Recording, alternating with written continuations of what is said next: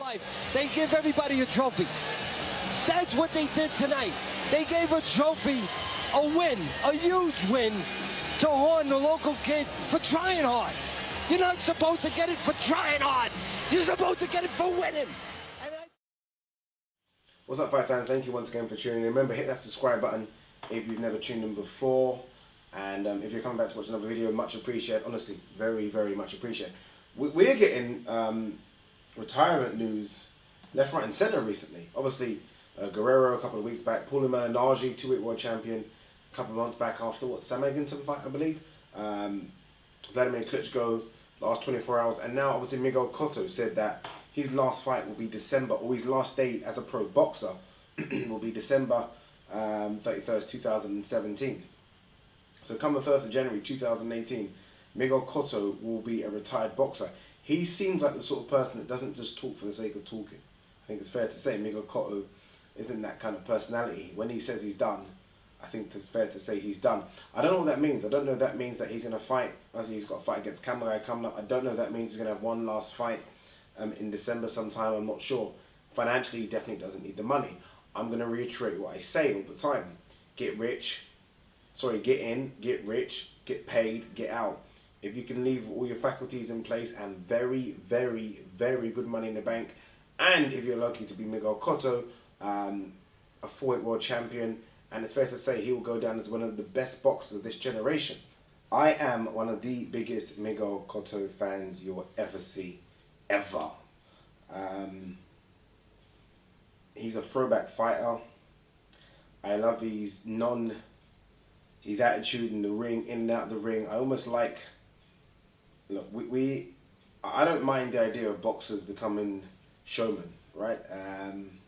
I understand it. You need to sell a fight, you need to promote yourself, and you need to almost generate some sort of interest in yourself. Miguel Cotto did none of this. None of this. And I love that. You know, I mean, I'm not trying to, look, I'm a massive Prince Nassim Hamed fan as well, so I'm not trying to slate and destroy anyone that has that way of promoting themselves. Nassim Hamed does it, Broner, Mayweather, and numerous boxers now seem to be very flash in and out the ring, will curse you, will destroy you, will cuss you. I get it, and I understand why they do it, but for me, I'm not a fan of that. I'm a fan that boxing is very serious, right? And Miguel Cotto was just like that. I mean, he was very hard-faced, poker face, and he came to fight. And Miguel Cotto was matched very tough pretty early. I mean, when you think about boxers now, it takes them almost to get to 30-0 before they get a fight. When you look at Miguel Cotto, I mean, his 20th fight was Love More and Do. And in and around that time, he fought Kelson Pinto, Randall Bailey, DeMarcus Corley, Ricardo Torres, Gianluca Branco, all decent fighters in and around that time.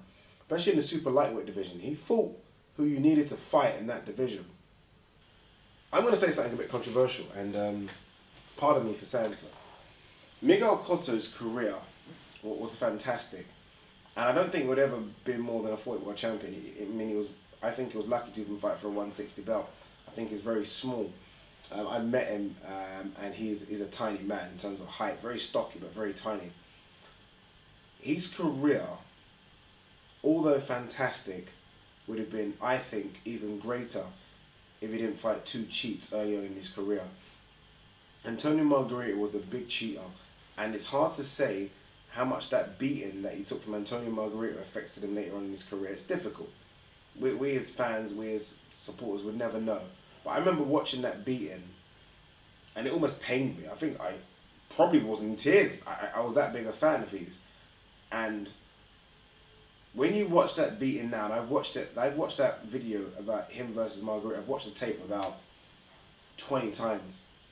And when you watch the video now, knowing what you know now, it's painful to watch. It's painful to watch that he was taking those beatings pretty much with just a fist, right? A very thinly padded glove and plaster of Paris over your glove and just getting hit and hit and hit. And I always feel like that took out. That was the end of Miguel Cotto. He done well. Don't get me wrong. It was a 2-weight world champion by then. He done well to continue his career and revamp it and go under Freddie Roach and almost turn another page and go on a little run. But that was the end of the Miguel Cotto that I remember. And people might argue with that, and look, I fully understand. But I watched Miguel Cotto then, and I then went and watched him as he went on in his career, and yes, he was still good. But when you're talking elite level, even a 5% slippage, the very good people will recognise that, and I recognise that.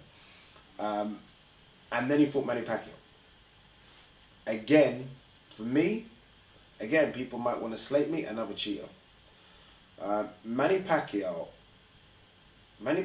career, when all said and done, when you speak to the real people that know about boxing, that might not tell you over camera, but will tell you over a cup of tea, Manny Pacquiao was very, very suspect.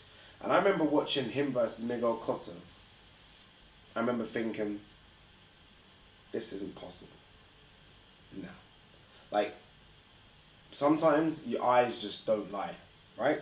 It's fair to say your eyes just don't lie. And I watched Pacquiao versus Cotto and thought, no.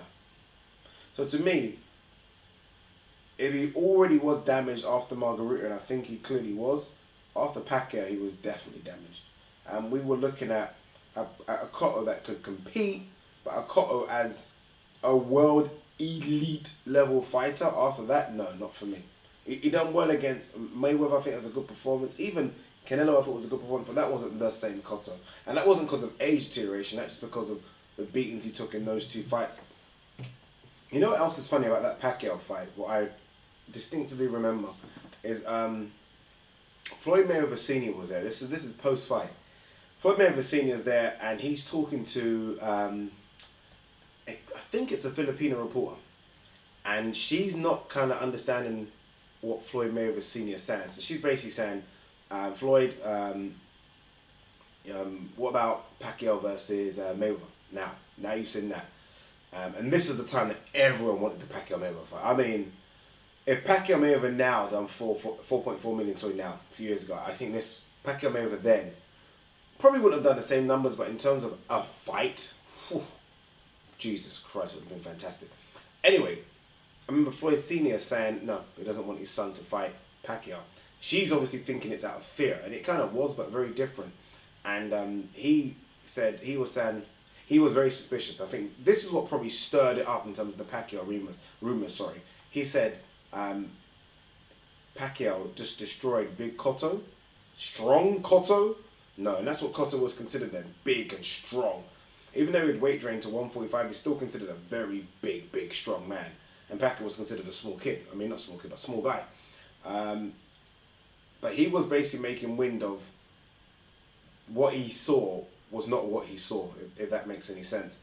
And I was suspicious before the Cotto fight, and I became even more suspicious after about how and what he did to Miguel Cotto. So that's why I say Miguel Cotto lost to two cheats. And it's a shame.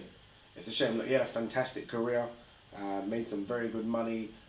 Puerto Rico, everyone was behind him, and I think they haven't yet got behind someone since. They've got some other good fighters up and coming, and he talks about that as well. But I don't think he'll go down in the same breath of Tito Trinidad, but he's right up there. He is right up there. Miguel Cotto was an absolutely fantastic boxer, took no prisoners, and I'm very happy he started to retire now, because I was getting very frustrated with the names he was calling out to fight. I mean, he was talking about a possible fight with Marquez, Kamagai I'm not too happy about, but if you got to go, you got to go. I think the time's right for Miguel Cotto. But guys, how will you remember Miguel Cotto? What's your best Miguel Cotto fight? My best fight? I had a couple early in his career. I loved Pinto, I loved Ricardo Torres, but for me, the Margarita rematch, because it had me on the edge of his seat, because I thought, if Margarita beats you again, it's going to pain me a lot. But I also wanted him to kill Margarita, not physically kill, but I wanted to destroy him. And he didn't really, but nonetheless he got the win, and it made me so proud. But Miguel Cotto retiring at the end of 2017. What a fantastic career. Miguel Cotto, salute.